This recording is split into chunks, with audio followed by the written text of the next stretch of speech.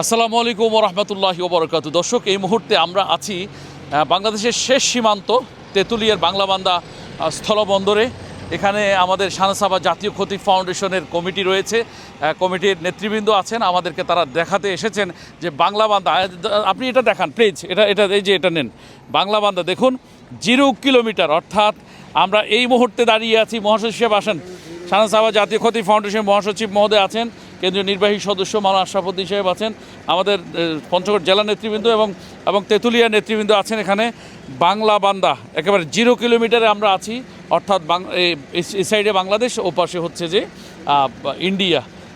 শাহনসাবা জাতীয় খতিব ফাউন্ডেশন একসময় আমরা বলতাম যে সারা বাংলাদেশে ছড়িয়ে পড়বে।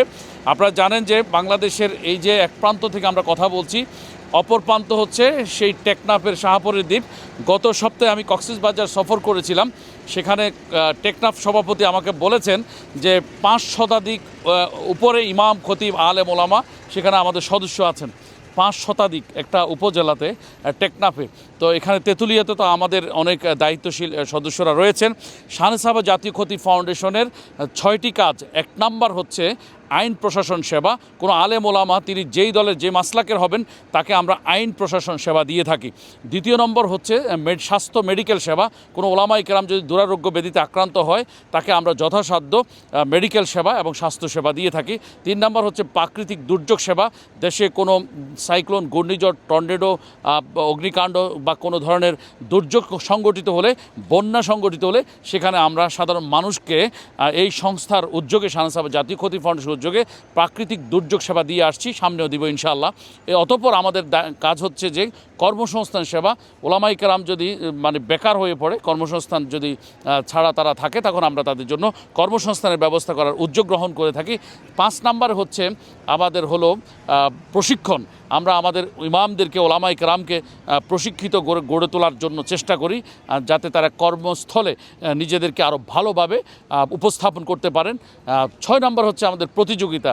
আমরা খুতবা প্রতিযোগিতা, আজান প্রতিযোগিতা, তারপরে হচ্ছে তেলাওয়াত প্রতিযোগিতা, নানা রকম প্রতিযোগিতা, আমরা শিক্ষামূলক প্রতিযোগিতাগুলোর আয়োজন করে থাকি। পঞ্চগড়ের তেঁতুলিয়া সীমান্ত থেকে আমরা কথা বলছি। মাওলানা এজাজ সাহেব, আপনি ভালো আছেন? জি আলহামদুলিল্লাহ। যদি বলতেন পঞ্চগড়ের কাজ কেমন চলছে? জি আলহামদুলিল্লাহ, আপনাকে অসংখ্য ধন্যবাদ। আহলান সাহলান। আমরা পঞ্চগড়বাসী অত্যন্ত আনন্দিত, আপ্লুত যে আপনাদের মতো মহান টিমকে আমরা পেয়েছি, এবং অল্প সময়ে আপনাদের নেক নজরের বদৌলতে আমরা 101 জন সদস্য সংগ্রহ করতে সক্ষম হয়েছি। এবং বাংলাবান্ধা 0 পয়েন্ট আজকে যেখানে অবস্থান করছি, আপনার উপস্থিতিতে আমরা খুবই উচ্ছ্বসিত, আনন্দিত। দর্শক দেখুন, একটা মজার বিষয় হচ্ছে যে আমরা শুরু করেছি টেকনাফের শাহপরের দ্বীপ। টেকনাফের শাহপরের দ্বীপ হচ্ছে একেবারে শেষ প্রান্ত কক্সবাজার জেলার। সেই টেকনাফ কিন্তু এখান থেকে 992 কিলোমিটার, আপনারা লক্ষ্য করছেন 992 কিলোমিটার পাড়ি দিয়ে কিন্তু আজকে আমরা তেঁতুলিয়া সীমান্তে এসে উপস্থিত হয়েছি। অর্থাৎ শাহনসাবা জাতীয় খতিব ফাউন্ডেশনের কার্যক্রম 992 কিলোমিটার ভেদ করে কিন্তু আজকে সম্প্রসারিত হয়েছে। এ বিষয়ে মহাসচিব মহোদয় বলবেন যে আমরা যে সারা দেশে কাজ করছি, এই কাজগুলোকে ওলামায়ে কেরাম কেমনভাবে নিচ্ছেন? আলহামদুলিল্লাহ, আজকে খুবই আনন্দের কথা হচ্ছে আমরা সেই টেকনাফ থেকে তেঁতুলিয়া পর্যন্ত 992 কিলোমিটার যেটা বলেছেন, আমাদের আনন্দের কথা হচ্ছে আমরা সর্বত্র এটাকে পৌঁছে দিতে পেরেছি। আমরা শাহনসাবা জাতীয় খতিব ফাউন্ডেশন কেন আমাদের ওলামায়ে কেরাম এবং সাধারণ মানুষ গ্রহণ করতেছে এই টেকনাফ থেকে তেঁতুলিয়া এই পর্যন্ত গ্রহণ করার একটাই কারণ, সেটা হচ্ছে এই পর্যন্ত স্বাধীনতার পর থেকে কোনো সংস্থা, কোনো সংগঠন মাজলুম আলেমদের পক্ষে, ইমাম খতিব মুয়াজ্জিন খাদেমদের পক্ষে শাহনসাবা জাতীয় খতিব ফাউন্ডেশনের মতো কাজ করে নাই। শাহনসাবা জাতীয় খতিব ফাউন্ডেশনকে মানুষ পেয়েছে বিদে আজকে টেকনাফ থেকে তেঁতুলিয়া পর্যন্ত আমাদেরকে সাদরে গ্রহণ করেছে, আলহামদুলিল্লাহ। ধন্যবাদ আপনাকে।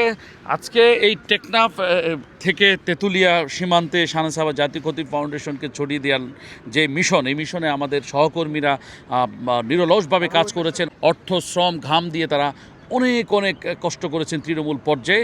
তার মধ্যে আমাদের একজন অন্যতম সদস্য হলেন মাওলানা আশরাফুদ্দিন। তিনি সারা বাংলাদেশে সেরা গোল্ডেন মেম্বারের কৃতিত্ব অর্জন করেছেন, যেই কয়জন তার মধ্যে অন্যতম।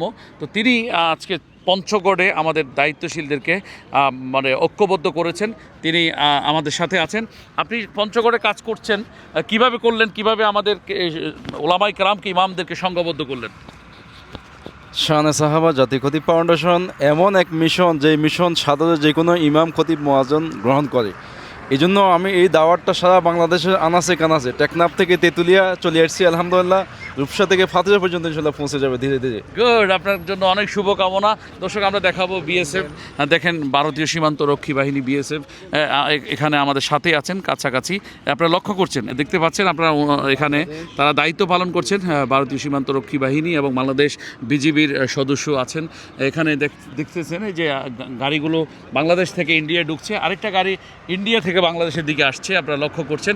স্থলবন্দর, এটা খুবই গুরুত্বপূর্ণ একটি স্থলবন্দর, এবং এই স্থলবন্দর দিয়ে কিন্তু ভারত বাংলাদেশের যেই ব্যবসায়িক একটা সম্পর্ক, পণ্য আমদানি রপ্তানি সম্পর্ক, সেটা কিন্তু খুব সুন্দরভাবে সুচারুরূপে এখানে কিন্তু পরিচালিত। দেখুন যে এখানে একটা ট্রাক কিন্তু ভারত থেকে বাংলাদেশে ঢুকছে, আমরা লক্ষ্য করছেন, আপনারা লক্ষ্য করছেন, একটা ট্রাক এইমাত্র ভারত থেকে বাংলাদেশের দিকে প্রবেশ করছে। আরও একটি ট্রাক, আরও একটি পণ্যবাহী ট্রাক আসছে।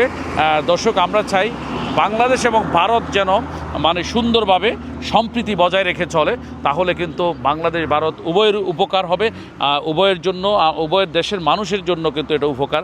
বাংলাদেশ এবং ভারত যদি সম্প্রীতি রক্ষা করে চলতে পারে, এটা আমাদের জন্য অত্যন্ত মানে সুখকর হবে, কারণ আমরা প্রতিবেশী রাষ্ট্র। আমাদের রাষ্ট্রের পণ্য ভারত গেলে আমাদের অর্থ আয় হবে, তাদের পণ্য যদি আমাদের দেশে আসে, আমাদের সেখানেও আমাদের লাভ রয়েছে।